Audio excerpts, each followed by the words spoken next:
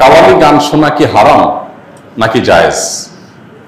দেখুন, কাওয়ালি গান এর কথামালা যদি খারাপ না হয়, অর্থাৎ সেটার যে কথাগুলো আছে সেখানে যদি এমন কিছু না থাকে যেটাতে শিরক আছে বা হারাম কিছু আছে, তাহলে সেটা খালি গলায় গাইলে সেটা জায়েজ আছে, শোনাও জায়েজ আছে, গাওয়াও জায়েজ আছে।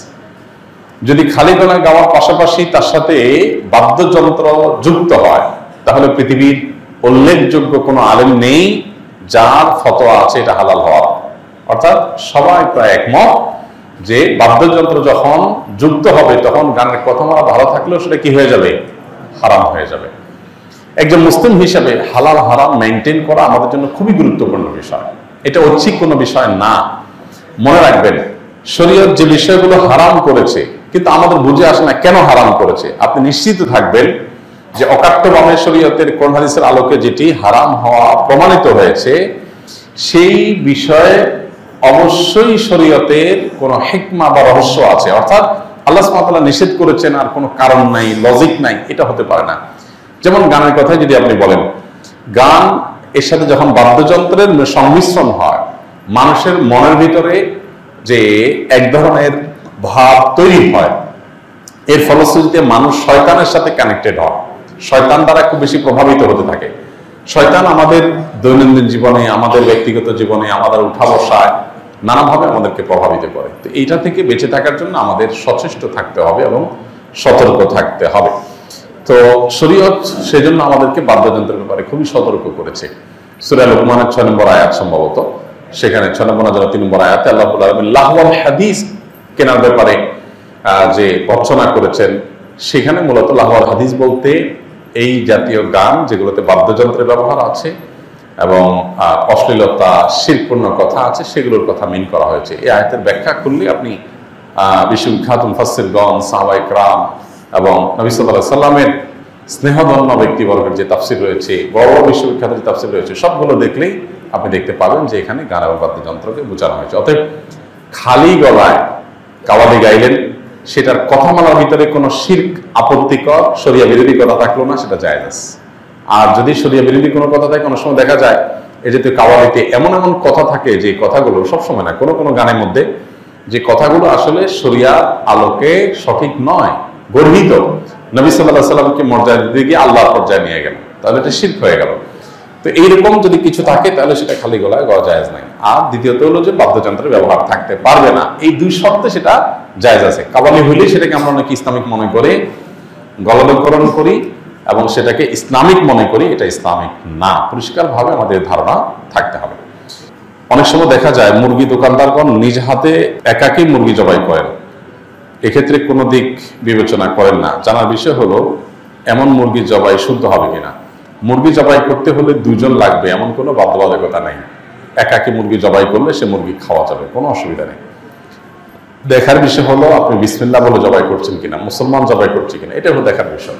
একজন মুসলমান জবাই করেছেন, বিসমিল্লাহ বলেছেন এবং সেই সাথে যতগুলো রগ কাটার কথা, মোটা যে কণ্ঠ আপনার খাদ্যনালী, এর বাইরে যে কণ্ঠনালী, শ্বাসনালী আছে, আর সরু যে চিকন রগ আছে দুই সাইডে, এগুলো কাটা গেছে কিনা দেখা যায়। এগুলো যে কাটা যেয়ে থাকে, বিসমিল্লাহ বলে জবাই করে থাকেন, বাস তাহলে কি হয়ে গেল, সে মুরগি খাওয়া হালাল হয়ে গেল। এটা কি মহিলা জবাই করছে না পুরুষ জবাই করছে, ভাই বোন জবাই করছে কিনা, জবাই করার সময় ওযু ছিল কিনা, দুইজনে করলো না একজনে করলো, এগুলা কোনটাই আসলে এই মুরগির হালাল বা হারাম হওয়া, খাওয়া বা না খাওয়ার সাথে, বা খাওয়া যাওয়া, খেতে পারা বা না খেতে পারার সাথে কোনো সম্পর্ক নাই। যার কারণে একাকী মুরগি জবাই করে যদি দোকানদার জবাই করে, জায়েজ আছে। বিসমিল্লাহ বললো কিনা, রগগুলো ভালো করে কাটলো কিনা, এটা ইম্পর্টেন্ট। আপনি কোনো রকম একটা পোস্ট দিয়ে দিলে ভালো করে সবগুলো রগ কাটলো না, তাহলে জায়েজ হবে না। এখানে কণ্ঠনালী যেটা আছে, যেটা দিয়ে খাদ্যনালী যেটা খাদ্য যায় সবচেয়ে মোটা, সেটা কাটা গেল কিনা, তার পাশে শ্বাসনালী আছে, এটা কাটা গেল কিনা, চিকন চিকন দুই পাশে দুইটা রগ আছে, কাটা গেল কিনা, এটা আপনি ভালো করে দেখবেন। বাস বিসমিল্লাহ বললো কিনা, তাহলে ইনশাআল্লাহ সে মুরগি খাওয়া জায়েজ হবে। নিকটাত্মীয় খালাতো ভাইয়ের মেয়েকে বিবাহ করা যাবে কিনা। নিকটাত্মীয় খালাতো ভাইয়ের মেয়ে, তাকে বিয়ে করাতে শরঈ দৃষ্টিকোণ থেকে অসুবিধা নেই, শরঈ দৃষ্টিকোণ থেকে সমস্যা নেই। কিন্তু স্বাস্থ্যগত কোনো ক্ষতির কারণ আছে কি নেই, সম্ভাবনা আছে কি নেই, এ বিষয়ে সংশ্লিষ্ট বিষয়ে যারা ডাক্তার আছেন, বিশেষজ্ঞ আছেন, তাদের সাথে কথা বলতে পারেন। এর বাইরে সেটাই মাসআলার কথা যদি আপনি বলেন, তো আমরা বলবো যে খালাতো ভাইয়ের মেয়েকে আপনি বিয়ে করতে পারেন এবং চাচাতো ভাইয়ের মেয়েকেও বিয়ে করতে পারেন, কারণ সে আপনার মাহরাম না, সে আপনার সরাসরি একেবারে যে নিষিদ্ধ তালিকা আছে যাদের সাথে বিবাহ বন্ধনে আবদ্ধ হারাম এবং দেখা দেওয়া জায়েজ, সেই তালিকার মানুষ না, যার কারণে এটা জায়েজ আছে। সিগারেট খাওয়া কি ইসলামের দৃষ্টিতে নিষিদ্ধ? এর কোনো শাস্তি আছে কিনা? ভাই, ধূমপান করা ইসলামে নিষিদ্ধ, এ ব্যাপারে কোনো আলেমের কোনো ভিন্ন মত নাই। অনেক ওলামা ইকরাম মাকরুহ তাহরিমি বলেছেন, যেমন হানাফি মাযহাবের ওলামা ইকরাম মাকরুহ তাহরিমি বলেন, তবে সৌদি আরবের ওলামা ইকরাম এটাকে হারাম বলেছেন, নিষিদ্ধ এবং এটা গুনাহ নাজায়েজ, এ ব্যাপারে কারোর কোনো ভিন্ন মত নেই। কেন? প্রথমত আল্লাহ সুবহানাহু ওয়া তাআলা বলেছেন, লা তুলকু বিআইদিকুম ইলা তাহলুকা, তোমরা নিজেদেরকে ধ্বংসের দিকে ঠেলে দিও না। ধূমপান করলে আমাদের উপকার হয় না ক্ষতি হয়? ক্ষতি হয়।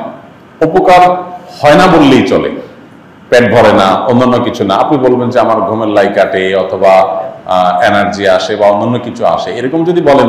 মদ এবং জুয়া এগুলো সম্পর্কে আল্লাহ বলেছেন ওয়া ইসমুহুমা আকবারু মিন নাফআহিমা, এগুলো লাভের চাইতে ক্ষতি বেশি। লাভ আপনি একটু ঘুমাচ্ছেন, ভালো লাগলো, কিন্তু ক্ষতি হবে তার চাইতে বেশি। তো যে জিনিসটা খেলে পরিষ্কার ক্ষতি হবে, আপনার সুস্পষ্ট ক্ষতি সাধন হবে, জেনে শুনে সেরকম ক্ষতিকর জিনিস খাওয়া, যেটা আপনার স্বাস্থ্যকে ধ্বংস করবে, আপনাকে বিপদের দিকে ঠেলে দিবে, মৃত্যুর দিকে ঠেলে দিবে, ক্যান্সারের কারণ, সবচেয়ে বেশি ক্যান্সারের কারণ হয় এই ধূমপান। তো সেই জিনিসটা সেবন করা ইসলামে জায়েজ নাই, না জায়েজ, এটা একটা বিষয়।